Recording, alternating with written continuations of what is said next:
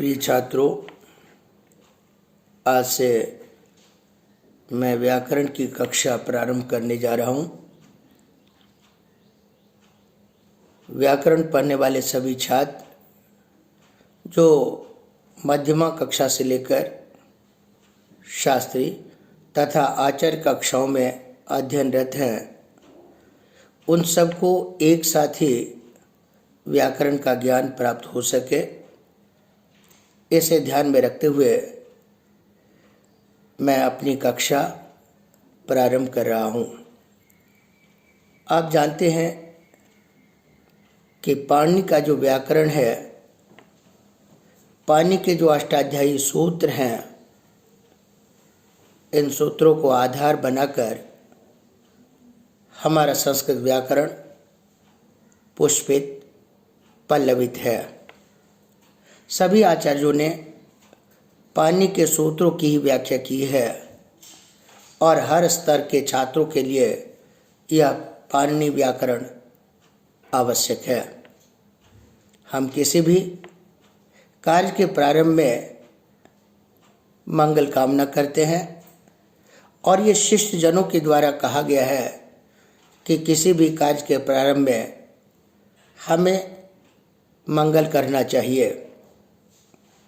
यद्यपि मंगल करने की हमारी परंपरा है और ये भी मान्यता है कि मंगल करने से वह कार्य पूर्ण होता है। समाप्ति कामो मंगलम आचरेत। अतः यह हमारा शिक्षण कार्य निर्विघ्न पूर्वक संपन्न हो, इसको ध्यान में रखते हुए सबसे पहले मंगलाचरण करना आवश्यक है।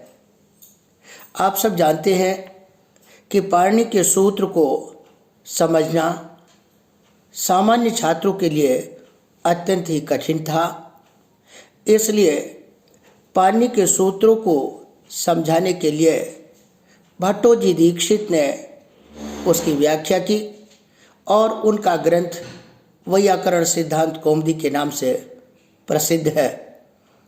इस ग्रंथ में न केवल पाणिनि के सूत्रों की व्याख्या की गई है, बल्कि कात्यायन के वार्तिकों की भी व्याख्या की गई है। इस प्रकार पाणिनि के सूत्रों तथा कात्यायन के वार्तिकों की व्याख्या को लेकर यह सिद्धांत कौमुदी अपने आप में व्याकरण का एक अमूल्य ग्रंथ है। यद्यपि व्याकरण की परंपरा चिरकाल से चली आ रही है, लेकिन जब से सिद्धांत कौमुदी की रचना की गई, उसके बाद से ऐसा लगा कि इससे पहले वाले जितने भी व्याकरण ग्रंथ थे वो प्रायः धूमिल हो गए। परंतु सिद्धांत कौमुदी को संपूर्ण समझना यह सामान्य बालक के लिए कठिन था। इसे ध्यान में रखते हुए भट्टोजी दीक्षित के शिष्य श्रीमान वरदराज भट्टाचार्य ने उन्हीं सिद्धांत कौमुदी में से लगभग 1200 आवश्यक सूत्रों को लेकर एक लघु सिद्धांत कौमुदी ग्रंथ की उन्होंने रचना की। आज लघु सिद्धांत कौमुदी इतना प्रासंगिक है कि कोई भी छात्र यदि लघु सिद्धांत कौमुदी ग्रंथ का विधिवत अध्ययन कर ले तो व्याकरण के सभी नियमों को समझ सकता है और भाषा प्रयोग करने में वो पारंगत हासिल कर सकता है। इसलिए मेरा मानना है कि कम समय में व्याकरण के ज्ञान के लिए लघु सिद्धांत कौमुदी का अध्ययन करना आज अत्यंत ही प्रासंगिक है। इसलिए मैं लघु सिद्धांत कौमुदी को आधार बनाकर, लेकिन लघु सिद्धांत कौमुदी के साथ साथ सिद्धांत कौमुदी की बातें और सिद्धांत कौमुदी के व्याख्या ग्रंथ प्रणमरमा और तथा लघु शब्द शेखर, इन ग्रंथों में भी जो बातें उन सूत्रों से संबद्ध कही गई हैं, मैं प्रसंग के अनुसार उसकी भी चर्चा करूंगा, जिससे न केवल प्राक शास्त्री बल्कि आचार्य के छात्रों को भी इसका लाभ मिलेगा। इसलिए लघु सिद्धांत के कौमुदी के प्रारंभ में माँ सरस्वती की वंदना के रूप में वरदराज भट्टाचार्य ने जो मंगलाचरण किया है, आइए हम सब मिलकर मंगलाचरण करें। नत्वा सरस्वतीं देवीं शुद्धां गुण्यां करोम्यहं पाणिनीय प्रवेशाय लघु सिद्धांत कौमुदी। वैसे तो सभी देवताओं में सारी शक्तियां विद्यमान है, फिर भी आरोग्य के लिए भगवान भास्कर की कामना की जाती है और ज्ञान प्राप्त के लिए भगवान शिव तथा वाग अधिष्ठात्री सरस्वती की आराधना की जाती है। इसलिए श्रीमान वरदराज भट्टाचार्य जी ने अपने इस लघु सिद्धांत कौमुदी में वाग देवी सरस्वती की वंदना की है। वे लिखते हैं, नत्वा सरस्वतीं देवीं शुद्धां गुण्यां करोम्यहं पाणिनीय प्रवेशाय लघु सिद्धांत कौमुदी। किसी भी कविता, पद या श्लोक के अर्थ को समझने के लिए उसमें प्रयोग होने वाले प्रत्येक पदों के अर्थ का ज्ञान होना आवश्यक है, क्योंकि पदार्थ ज्ञान के बिना वाक्यार्थ का ज्ञान संभव नहीं है। न ही पदार्थ ज्ञानम अंतरेण वाक्यार्थ ज्ञानम संभवति। इसलिए इस श्लोक में प्रयोग किए गए प्रत्येक पदों के अर्थ पर विचार करते हैं। इसमें वरदराज भट्टाचार्य कहते हैं कि मैं वरदराज भट्टाचार्य वाग अधिष्ठात्री सरस्वती देवी को नमस्कार करके, ये सरस्वती देवी किस प्रकार की हैं, तो उसके विशेषण के लिए वो लिखते हैं, शुद्धाम, शुद्ध स्वरूप वाली हैं, अर्थात निर्मल स्वभाव वाली हैं, गुण्याम, अनेक गुणों से युक्त हैं। इस प्रकार शुद्ध स्वरूप वाली अनेक गुणों से युक्त माँ सरस्वती को मैं नमस्कार करके पाणिनीय प्रवेशाय, पाणिनि जो आचार्य, उनके द्वारा प्रोक्त जो अष्टाध्यायी ग्रंथ, उसे हम पाणिनीय कहते हैं। पाणिनिना प्रोक्तम पाणिनीयम। यहाँ पर पाणिनि शब्द से प्रोक्त अर्थ में तेन प्रोक्तम सूत्र से छ प्रत्यय करके और छ के स्थान पर ई आदेश करके पाणिनीय शब्द बनता है। अर्थात पाणिनि के द्वारा प्रोक्त जो व्याकरण शास्त्र है, उसमें प्रवेश के लिए, जिस तरह से किसी घर में प्रवेश के लिए द्वार हुआ करता है और उस द्वार से ही उस गृह में प्रवेश किया जाता है, उसी प्रकार जो पाणिनि का प्रासाद है, पाणिनि के द्वारा विरचित जो व्याकरण रूपी प्रासाद है, उसमें प्रवेश के लिए मानो यह लघु सिद्धांत कौमुदी द्वार का काम करता है।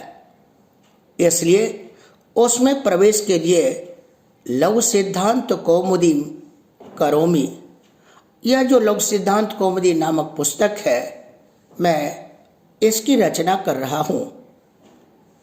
इस प्रकार इस संपूर्ण श्लोक का अर्थ है, मैं वरदराज भट्टाचार्य शुद्ध तथा प्रशस्त गुणों से युक्त माँ सरस्वती देवी की वंदना करके पाणिनि द्वारा प्रोक्त व्याकरण शास्त्र में प्रवेश के लिए लघु सिद्धांत कौमुदी नामक पुस्तक की रचना कर रहा हूँ। प्रिय छात्रों, पाणिनि व्याकरण को समझने के लिए माहेश्वर सूत्रों का ज्ञान होना आवश्यक है। ये माहेश्वर सूत्र कहाँ से आए, इनका क्या प्रयोजन है, इन सब की चर्चा हम इस पाठ में विस्तार पूर्वक करेंगे। माहेश्वर सूत्र 14 हैं। वे इस प्रकार हैं: अयोण रेलद्रिक एओ अयौच हयवरट लण यमंगणनम छभय घढ़धश जबगढ़दश खफ छठ थ चट तव कपय शशर हल। ये माहेश्वर सूत्र है। माहेश्वर का अर्थ है महेश्वर से प्राप्त, अर्थात परंपरा के अनुसार भगवान शिव के द्वारा पानी जी को ये सूत्र प्राप्त हुए, इसलिए इन सूत्रों को माहेश्वर सूत्र कहा जाता है। इन सूत्रों को हम अक्षर समाम्नाय भी कहते हैं। इन सूत्रों का प्रयोजन है प्रत्याहारों का निर्माण करना। प्रत्याहार का अर्थ है वर्णों का संक्षेपीकरण, अर्थात कम शब्दों में अधिक वर्णों का बोध कराना, यह प्रत्याहार का उद्देश्य है। इसलिए माहेश्वर सूत्रों का उल्लेख करने के बाद खुद वरदराज भट्टाचार्य लिखते हैं, एति माहेश्वराणि सूत्राणि अनादि संज्ञार्थानि एषामन्त्यायितः लण सूत्रे आकारश्च। अर्थात ये माहेश्वर सूत्र अण आदि प्रत्याहारों को बनाने के लिए महेश्वर के प्रसाद से पानी को प्राप्त हुए हैं।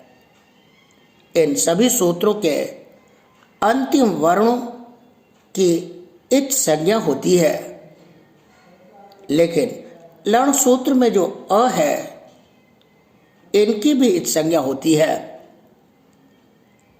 अब इस पर विचार करते हैं कि आखिर ये प्रत्याहार बनते कैसे हैं और इस संज्ञा की क्या जरूरत है। आप ये समझ लें कि जो कोई संज्ञाएं होती हैं उनका कोई ना कोई प्रयोजन हुआ करता है, या संज्ञा सासा फलवती, यह सिद्धांत है। इसलिए इस संज्ञा करने का प्रयोजन है प्रत्याहारों के निर्माण में सहायता प्राप्त होना। जो भी संज्ञाएं होती हैं वह या तो रूढ़ होती है या फिर अन्वर्थ होती हैं। यहाँ पर इत एक संज्ञा है जो अपने आप में अन्वर्थ संज्ञा है। इत का अर्थ है एति गच्छति इति इत, अर्थात जो चला जाए उसे हम इत कहते हैं। इन माहेश्वर सूत्रों को उपदेश भी कहा जाता है। उपदेश का अर्थ है अज्ञात स्वरूप का ज्ञान होना।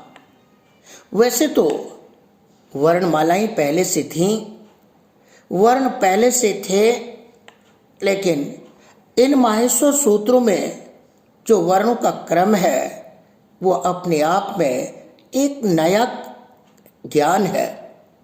इस तरह से वर्णों के उपदेश का स्वरूप पहले ज्ञात नहीं था, इसलिए इस क्रमबद्ध तरीके से वर्णों का ज्ञान होना ही अपने आप में उपदेश है।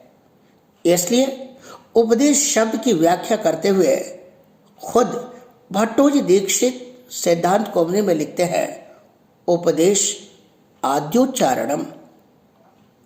इस प्रकार इस समय हम इन माहेश्वर सूत्रों को उपदेश के रूप में जाने समझें और इन सभी 14 माहेश्वर सूत्रों के जो अंतिम वर्ण हैं, जैसे अयुण का ण, रेलद्रिक का क, एओं का ङ, अयौच का च, हयवरट का ट, लण का ण।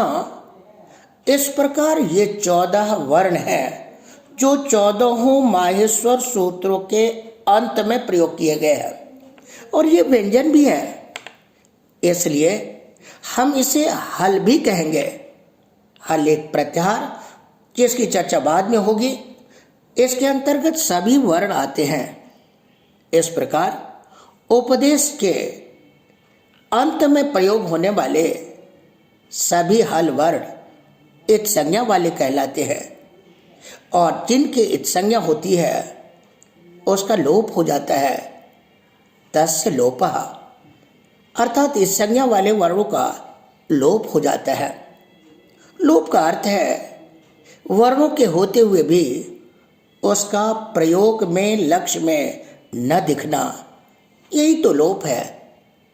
आचार्य पाणिनि जी ने लोप की परिभाषा देते हुए सूत्र कहा है अदर्शनम लोपः, अर्थात विद्यमान वर्णों का न दिखना यह लोप है। श्रूयमान वर्णों का अश्रुत ज्ञान होना यह अपने आप में लोप है।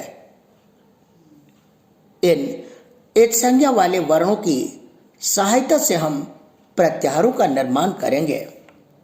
अब यहाँ जिज्ञासा होती है कि माहेश्वर सूत्र 14 हैं, तो क्या एक संज्ञा वाले वर्ण भी 14 हैं? इसका उत्तर देते हैं माहेश्वर सूत्रों के सभी अंतिम व्यंजन वर्ण तो इत संज्ञा वाले हैं ही, लेकिन लण सूत्र के मध्य में जो ल के बाद अ है, इसकी भी इत संज्ञा होती है।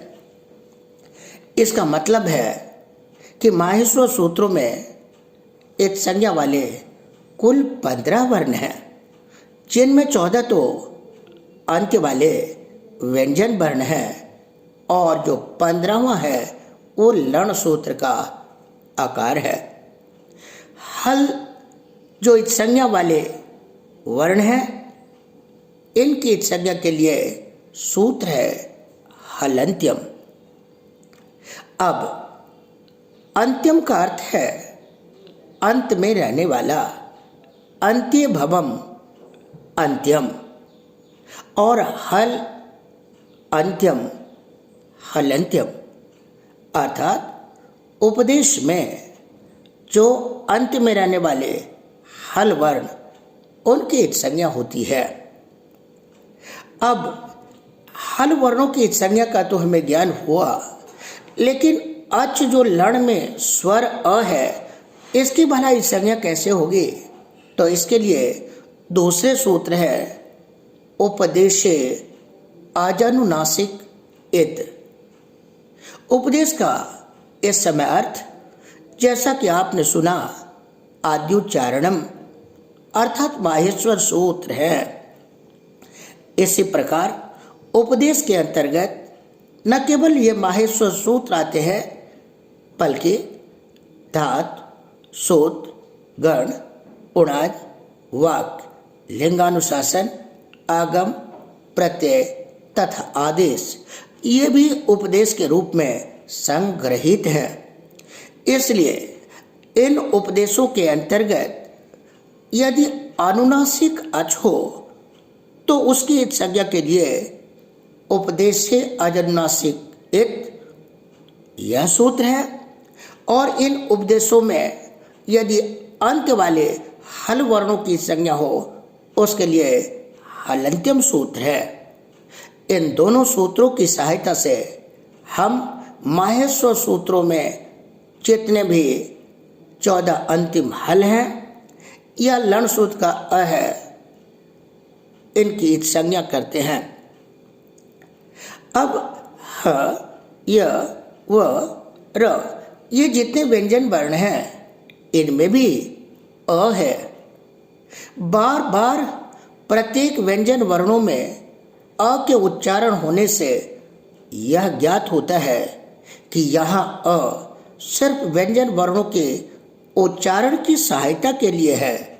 लिखते हैं हकारादिशो अकारः उच्चारणार्थः, क्योंकि स्वर की सहायता के बिना व्यंजन का तो उच्चारण ही नहीं हो पाता है।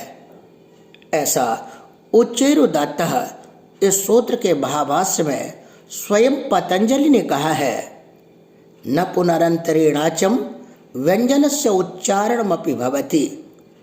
इसलिए इन व्यंजन वर्णों के आकारों का प्रयोजन तो सिर्फ व्यंजन वर्णों के उच्चारण में सहायता करना है, लेकिन लण सूत्र का जो अ है वो उच्चारण वाला नहीं बल्कि इत्संज्ञा वाला है। किसी भी स्वर वर्ण की जब इत्संज्ञा हो तो आप यहाँ स्वयं अनुमान कर लें कि यह अनुनासिक अच रहा होगा। यद्यपि प्राचीन काल में अनुनासिक के चिन्ह लगे होते थे जिससे हम सबको अनुनासिक का ज्ञान हो जाता था, परंतु वर्तमान काल में इसकी परंपरा लुप्त हो गई है। इसलिए अनुनासिक का ज्ञान हमें अनुमान से ही करना होगा। जिस तरह से कोई कहता है यह देवदत्त मोटा है, दिन में खाता नहीं है, तो दिन में न खाने पर भी देवदत्त के मोटापे को देखकर उसके रात्रि में भोजन करने का हम स्वतः ही अनुमान कर लेते हैं, जैसे हम अर्थापत्ति भी कहते हैं। अर्थ की आपत्ति हो रही थी तो हमने उसके रात में भोजन करने का अनुमान कर लिया। पीनोयम देवदत्तः दिवा न भुंक्ते दिवा अभुंजानस्य देवदत्तस्य पीनत्व दर्शनात् तस्य रात्रि भोजनस्य आक्षेपः। इसी प्रकार जब यह कह दिया गया है कि लण सूत्र का आकार अ जो अच है, स्वर है, उसकी संज्ञा होती है, तो हमें अनुमान कर लेना चाहिए कि यह अ अनुनासिक रहा होगा, इसीलिए इसकी संज्ञा हुई है। इसकी संज्ञा के बारे में भी विवाद है जिसकी चर्चा मैं बाद में करूंगा। अभी हम मिलकर के प्रत्याहार बनाना सीखते हैं। जैसा कि मैंने कहा, प्रत्याहार का अर्थ है वर्णों का संक्षेपीकरण। प्रत्याह्रियन्ते संक्षिप्यन्ते वर्णाः यत्र असौ प्रत्याहारः। यह प्रत्याहार शब्द की व्युत्पत्ति है।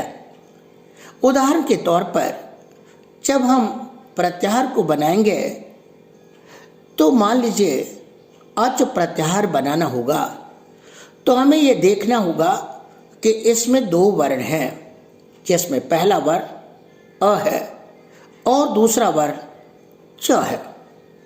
जो च वर्ण है, इसी प्रकार का माहेश्वर सूत्र में एक संज्ञा वाला वर्ण कौन है? वह है अयौज का च। अब अयौज के च से लेकर हम पीछे की ओर अ तक आएंगे और ये अ माहेश्वर सूत्रों में प्रथम सूत्र का आकार है। इस प्रकार अयौज के च से लेकर पीछे की ओर अयुड़ के अ तक आने वाले सभी वर्ण अच कहलाते हैं। परंतु हमें ध्यान रखना होगा कि इन के अंतर्गत सभी चार सूत्रों के जो अंतिम वर्ण हैं, उनके होते हुए भी हम उन्हें नहीं लेंगे। इसे ही तो हम लोभ कहते हैं।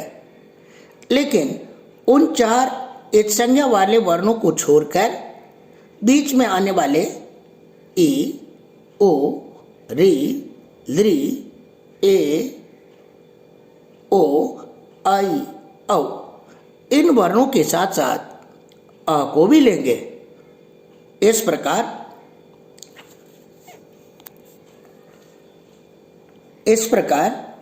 अच के अंतर्गत अ से लेकर च से पहले तक 9 वर्णों का ज्ञान होता है।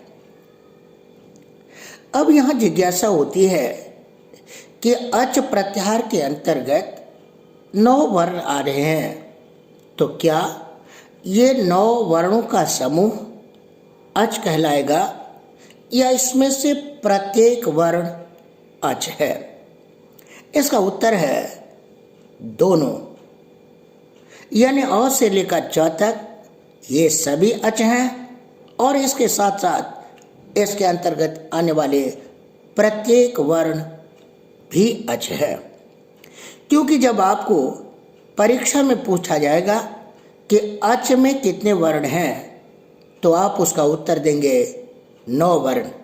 ये तभी संभव है जब आप उन सभी वर्णों की संख्या को मिला करके अच के रूप में 9 वर्ण बता पाएंगे। लेकिन समुदाय को होने वाली संज्ञा उसके अवयवों में भी रहती है। इसलिए यदि अ से लेकर च तक सभी वर्ण अच कहलाते हैं, तो उसके अंतर्गत प्रत्येक वर्ण अच है। क्योंकि लक्ष्य में एक साथ सभी वर्णों का मिलना संभव नहीं है, इसलिए लक्ष्य में हम प्रत्येक वर्ण को अच के रूप में स्वीकार करते हैं। इसलिए प्रोण मनोरमा आदि ग्रंथों में कहा गया है कि तस्य युगपल लक्ष्य प्रयोगाभावात्, इस समुदाय का एक साथ लक्ष्य में प्रयोग न होने के कारण प्रत्येक वर्णों में अवयवों में यह संज्ञा विद्यमान रहती है। इस प्रकार हम किसी भी प्रत्याहार का निर्माण कर सकते हैं। उदाहरण के लिए यदि एक प्रत्याहार बनाना हो तो इसमें क माहेश्वर सूत्रों में इस प्रकार का क कहाँ है, इसे चिह्नित करें। वो लृ का क है और ई पहला वर्ण माहेश्वर सूत्रों में कहाँ है, उसे चिह्नित करें। ये अयुण सूत्र का दूसरा वर्ण है। इस प्रकार ई से लेकर क तक आने वाले वर्ण एक प्रत्याहार में आते हैं, लेकिन इसमें अयुण का जो ण है और रील का क है, ये नहीं लिया जाएगा। इस प्रकार एक प्रत्याहार में ई, ओ, री, लृ ये 4 वर्ण आते हैं। इसी प्रकार जब यण प्रत्याहार बनाना होगा तो हमें यह देखना होगा अण अंत में कहाँ है। लण सूत्र में अंत में ण है और यह आदि में कहाँ है। हयवरट सूत्र में दूसरा वर्ण य है। इस प्रकार हयवरट सूत्र के दूसरे वर्ण य से लेकर लण के न तक आने वाले वर्ण यण प्रत्याहार के अंतर्गत आते हैं। इसमें य, व, र, ल ये 4 वर्ण आते हैं। अब आपके मन में जिज्ञासा होती होगी, इन प्रत्याहारों का क्या प्रयोजन है? तो आप ध्यान से समझें। यदि प्रत्याहारों का ज्ञान आपको नहीं है तो आप पाणिनि व्याकरण को नहीं समझ पाएंगे, क्योंकि पाणिनि के जितने भी नियम हैं प्रायः इन्हीं प्रत्याहारों पर आधारित हैं। उदाहरण के लिए आप आगे यण संधि का सूत्र पढ़ेंगे, एको यणचि। अब जरा देखिए, इसमें 3 पद है, एक, यण और अच। ये तीनों के तीनों प्रत्याहार ही तो है। इसलिए प्रत्याहार का ज्ञान होना परम आवश्यक है और प्रत्याहारों के ज्ञान के लिए माहेश्वर सूत्रों का ज्ञान होना यह भी परम आवश्यक है।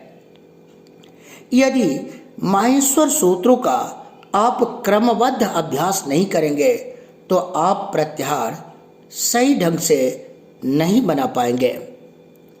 अब यहाँ विचार किया जाता है कि इत संज्ञा वाले वर्णों को प्रत्याहारों में नहीं लिया जाता, इसके क्या क्या कारण हो सकते हैं। इसके मुख्य 3 कारण हैं। पहला कारण है व्यवहार, अर्थात पाणि आदि आचार्यों का व्यवहार, जिसे हम आचार भी कहते हैं। दूसरा कारण है इनका अप्रधान होना, और तीसरा कारण है लोप होना। तभी तो पतंजलि ने अपने महाभाष्य में कहा है, आचाराद प्रधानत्वात् लोपश्चवलवत्तरः। आचार का मतलब है पाणि का व्यवहार। अब जरा सोचिए, अभी अभी आपने अच प्रत्याहार बनाया है जिसमें आपने रील के क को नहीं लिया है। यदि हम रील के क को भी प्रत्याहार में ले लेते तो अच प्रत्याहार में क भी आता। अब एक सूत्र है उपदेशे अजनुनासिक इत, इसमें अनुनासिक पद है। अब अनुनासिक पद में सी में जो स के उत्तर में ई है वो इक है, और यदि हम इत संज्ञा वाले वर्णों को भी प्रत्याहार में ले लेते तो क भी अच में आ जाता। फिर तो क के अच होने से उससे पूर्ववर्ती ई को यण हो सकता था। फिर अनुनासिक इस तरह के पद का प्रयोग पाणि के द्वारा किया जाना असंगत होता, परंतु पाणि जी ने ऐसा नहीं किया है। इससे ज्ञात होता है कि इत संज्ञा वाले वर्णों का प्रत्याहारों में ग्रहण नहीं होता है। तभी तो सिद्धांत कौमुदी में भट्टोजी दीक्षित खुद ही लिखते हैं, प्रत्याहारेषु एताम न ग्रहणम अनुनासिक इत्यादि निर्देशात। यह पाणि का व्यवहार, यह पाणि का आचार हमें बताता है कि प्रत्याहारों में एक संज्ञा वाले वर्ण नहीं लिए जाते हैं। इसी प्रकार जो प्रत्याहार सूत्र है, प्रत्याहार निर्माण का सूत्र है आदिरंत्येन संहिता, जिस सूत्र से हम प्रत्याहार बनाते हैं, इसमें भी आदि अंत्येन सह इता ये 4 पद हैं। इसमें सह एक अव्यय है, और आप आगे चलकर यह भी पढ़ेंगे कि सह के योग में तृतीया विभक्ति होती है, और यह तृतीया विभक्ति अप्रधान अर्थ में होती है, सह युक्ते अप्रधाने। इस सह अव्यय के कारण ही तो इता में तृतीया है, और उसका विशेषण जो अंत्येन है उसमें भी तृतीया है। इस अप्रधान तृतीया के कारण इत संज्ञा वाले अप्रधान माने जाते हैं। और आप जानते हैं कि प्रधान और अप्रधान दोनों में प्रधान ही लिया जाता है, अप्रधान नहीं लिया जाता है। प्रधाना प्रधानयो प्रधाने कार्य संप्रत्यय, यह एक न्याय है। इसलिए प्रत्याहार बनाते समय इत संज्ञा वाले वर्णों के अप्रधान होने के कारण हम उनका ग्रहण नहीं करते, परंतु आदि का ग्रहण लेते हैं, वह प्रधान है। इसलिए स्वम पद से आदि को ही लिया जाता है, अंत्य को नहीं लिया जाता है। और जो तीसरा कारण बताया गया वो लोप होना, क्योंकि इत संज्ञा वाले वर्णों का तस्य लोप सूत्र से लोप हो जाता है, इसलिए उसका प्रत्याहारों में ग्रहण नहीं होता है। अब यहाँ जिज्ञासा उठती है कि माहेश्वर सूत्रों में एक संज्ञा वाले ण 2 बार है, एक तो अयोण सूत्र में और एक लण सूत्र में, और इसी प्रकार ह भी 2 बार है, एक तो हयवरट सूत्र में और एक हल सूत्र में। ऐसी परिस्थिति में यहाँ पर जिज्ञासा होती है कि इन 2 ण का उपदेश क्यों किया गया है। क्योंकि सर्वे वर्णा सकृत उपदिष्टा अणकारोयम दुरुपाता। सारे के सारे अनुबंध तो एक एक बार ही उपदिष्ट है, परंतु ये न 2 बार है। संदेह होना स्वाभाविक है, जिज्ञासा आवश्यक है। आइए इस जिज्ञासा का हम समाधान करते हैं। ये जो ण है, जो इसमें पहला ण है, इसका प्रयोजन, और जो दूसरा ण है, इसके प्रयोजन के बारे में चर्चा करते हैं। जब हम अण प्रत्याहार या इण प्रत्याहार बनाने लगते हैं तो हमें संदेह होता है, पहले ण से अण प्रत्याहार बनाया जाए या दूसरे ण से। इसी प्रकार इण प्रत्याहार बनाते समय भी संदेह होता है कि प्रथम ण से इण प्रत्याहार बनाया जाए या द्वितीय ण से इण प्रत्याहार बनाया जाए। इसका समाधान देते हुए लिखते हैं कि देखो, अ पहला वर्ण है, इसलिए अण प्रत्याहार के लिए हम प्रथम ण दे देते हैं, और ई दूसरा वर्ण है तो इण प्रत्याहार के लिए दूसरा ण ले लेते हैं। परंतु इस बात का ध्यान रखें कि पानी के सभी सूत्रों में एक सूत्र है, अणुदित सवर्ण से चा प्रत्यय। इस सूत्र में भी अण प्रत्याहार है, परंतु यह अण प्रत्याहार दूसरे नकार तक बनता है। इसका मतलब है अणुदित सवर्ण से चा प्रत्यय। इस सूत्र को छोड़कर सभी अण प्रत्याहार पूर्व नकार से बनते हैं, लेकिन इण प्रत्याहार तो सभी सूत्रों में दूसरे नकार से ही बनते हैं। तभी तो किसी ने लिखा है, पूर्वे णान ग्रहा सर्वे परे नैवेण ग्रहा मता ऋते णुदित सवर्णस्य इत्यदेकम परेण तु। अर्थात सभी अण प्रत्याहार पूर्व नकार से लिए जाते हैं और इण प्रत्याहार पर नकार से ही लिए जाते हैं। अणुदित सवर्णस्य एक ऐसा सूत्र है जिसका अण प्रत्याहार पर नकार से बनता है। अब इसमें भी जिज्ञासा होती है कि आखिर इण प्रत्याहार को पर नकार के बजाय पूर्व नकार में ही पूर्व नकार से ही मान लिया जाए, क्या आपत्ति है? उसका उत्तर देते हैं कि आगे चल करके आप एक सूत्र पढ़ेंगे जिससे इयंग और उवंग आदेश होता है। अचिष्णु धातु भ्रुवाम इयोर यंगु वंगाऊ। इसमें ई और उ के लिए इयो शब्द का प्रयोग किया गया है। य में आधी मात्रा, व में आधी मात्रा, ओ में आधी मात्रा और विसर्ग में आधी मात्रा। इस प्रकार इयोह में कुल 3.5 मात्राएं हैं। यदि इण प्रत्याहार पूर्व नकार से होता तो इणः इस शब्द का प्रयोग होता।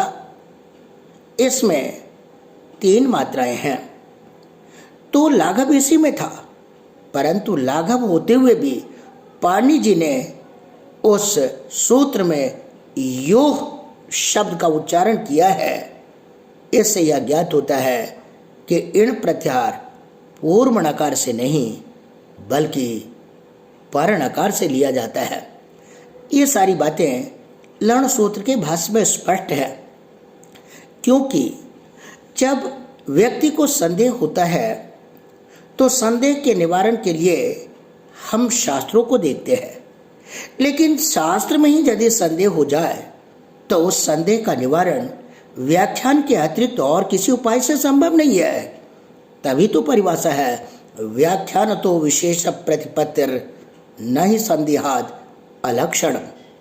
अर्थात किसी में लक्षण में संदेह होने मात्र से आप उस लक्षण को अलक्षण न कह दें, उसे आप असाधु न मान लें, बल्कि उसके लिए शिष्ट जनों की व्याख्यान को देखें, शिष्ट जनों के साथ चर्चा करें और तब निर्णय लें, क्योंकि शास्त्रों के बनाने वाले तपोमूर्ति ऋषि होते हैं और उनके जो शब्द होते हैं वो अपने आप में आप्त होते हैं, प्रमाण होते हैं।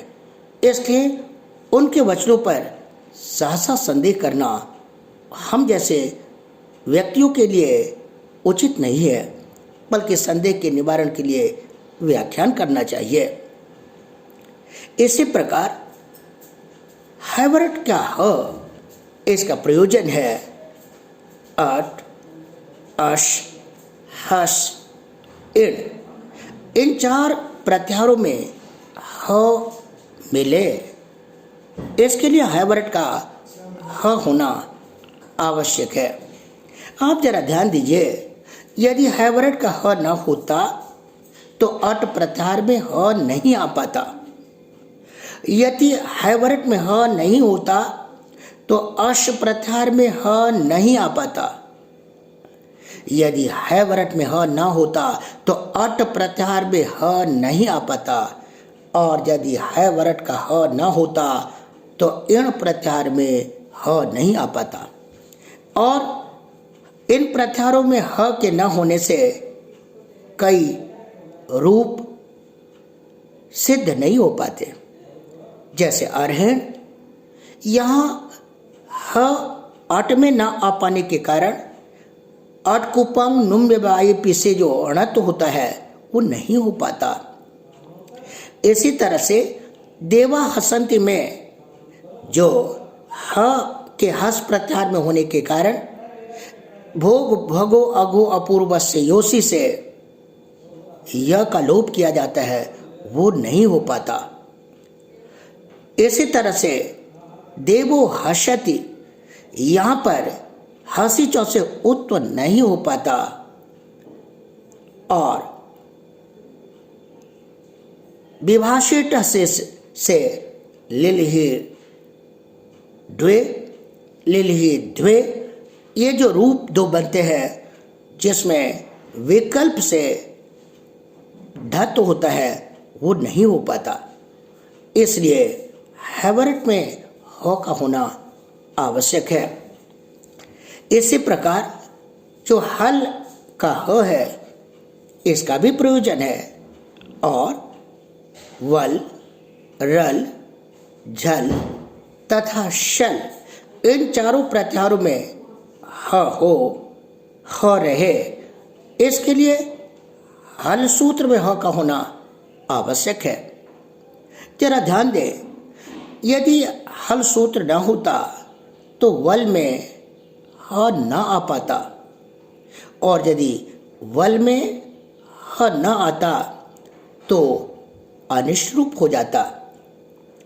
इसी तरह से रल है, यदि वल में न आता तो लोपो व्योर बलि से, जहाँ पर ह को बल मान करके रूप की सिद्धि होती है उस रूप की सिद्धि नहीं हो पाती। इसी तरह से रल में यदि ह न आता तो रलो विबधा धलादि संश्च से जो त्व को कित्व विकल्प से होता है, स्नेह धातु से जब त्व प्रत्यय करते हैं तो ह के बाद इस त्व को जो कित होता है वो नहीं हो पाता, तो स्नेहित्वा यह रूप नहीं हो पाता, केवल स्नेहित्वा रूप बनता। इसी तरह से यदि शल प्रत्याहार में नहीं आता तो शल इगुब्धा दंत सह से जो स प्रत्यय होता है शलंत मान करके अलिक्षत बनता है। लिए धातु से जब लुंग लकार का रूप बनाते हैं तो यहाँ पर चिली के स्थान में जो क्ष आदेश होता है वो नहीं हो पाता और अलिक्षत रूप नहीं हो पाता। इसी तरह से झल प्रत्याहार में यदि ह न आता तो अदग्धाम रूप में जो ह के बाद सिच का लोप होता है वो नहीं हो पाता झलो झली सूत्र से। इस प्रकार माहेश्वर सूत्रों में जितने भी वर्ण हैं इनका अपना विशेष प्रयोजन है और एक भी वर्ण अनर्थक नहीं है। तभी तो इकोयणच सूत्र में स्वयं पतंजलि ने कहा, वर्णे नाप्यनर्थकेद न भवितव्यम किम पुनरियता सूत्रेण। इस प्रकार आज आपने माहेश्वर सूत्र और माहेश्वर सूत्रों से बनने वाले प्रत्याहारों की चर्चा की। अब अंत में ये समझ ले कि माहेश्वर सूत्रों से बनने वाले कुल 44 प्रत्याहार होते हैं। इनमें से 42 प्रत्याहारों का उल्लेख पाणिनि के सूत्रों में मिलता है। इन 42 प्रत्याहारों में 41 प्रत्याहार वे हैं जो माहेश्वर सूत्रों के एक संज्ञा वाले हल वर्णों की सहायता से बने हैं और एक र प्रत्याहार है जो यहाँ पर लण सूत्र के आकार को एक संज्ञा मान करके बना है। इस प्रकार आज का पाठ यही समाप्त होता है और कल हम फिर मिलेंगे और संज्ञा प्रकरण के अन्य सूत्रों के साथ हम चर्चा करेंगे। आशा है कि प्रथमा, शास्त्री तथा आचार्य के सभी छात्र इस पाठ से लाभान्वित होंगे और यदि आपको पाठ अच्छा लगे तो आप जरूर मुझे सूचित करें ताकि हम और से अधिक से अधिक श्रम करके और आपके सामने अपना पाठ प्रस्तुत कर सकूं। जयतु संस्कृतम। धन्यवाद।